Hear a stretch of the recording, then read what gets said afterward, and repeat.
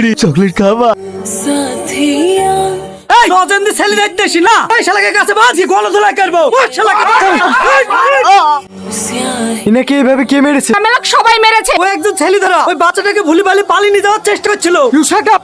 আপনাদেরকে আমি কতবার করে বলবো, ছেলে ধরা বলে কিচ্ছু হয় না। এটা গ্রামে গ্রামে আতঙ্ক ছড়ানো হচ্ছে। না স্যার, কোনো আতঙ্ক ছড়ানো হচ্ছে না। 1 বছর আগে যে স্কুল থেকে আমার মেয়েটা হারিয়ে গেল, কই আপনারা তো খুঁজে এনে দিতে পারেননি। কোথায় গেল আমার মেয়ে? শুধু তোমার মেয়ে না, এই গ্রামে অনেক মেয়ে কিডন্যাপ হয়ে গেছে, কিন্তু এই প্রশাসন কিছু করতে পারেনি। এই গ্রামের প্রত্যেকটা গার্জেন যেন আমার সঙ্গে বেলা 10টার সময় থানায় দেখা করে।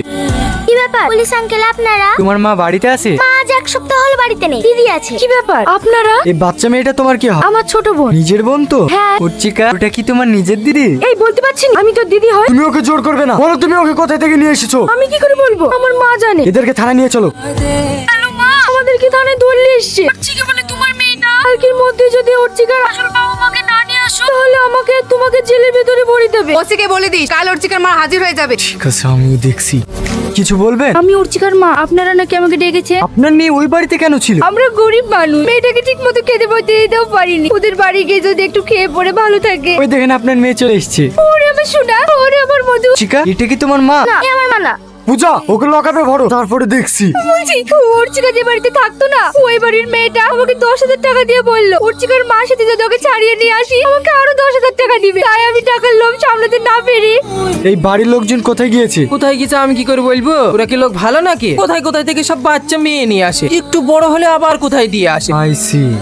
বাহ মাসিবা, তুমি অনেক মেয়ে দিয়েছো, কিন্তু এরকম মেয়ে কোনোদিন দাওনি। 10 বছর ধরে মানুষ করেছি আমি, 20 লাখ টাকা বলেছি, 20 লাখ টাকাই লাগবে।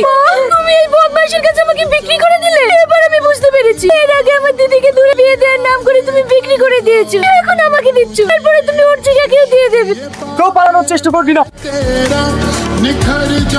কে রে তুই? জানিস আমি কে? খুব ভালো করে জানি তুই, কিন্তু তুই জানিস না আমি কি। ইন্সপেক্টর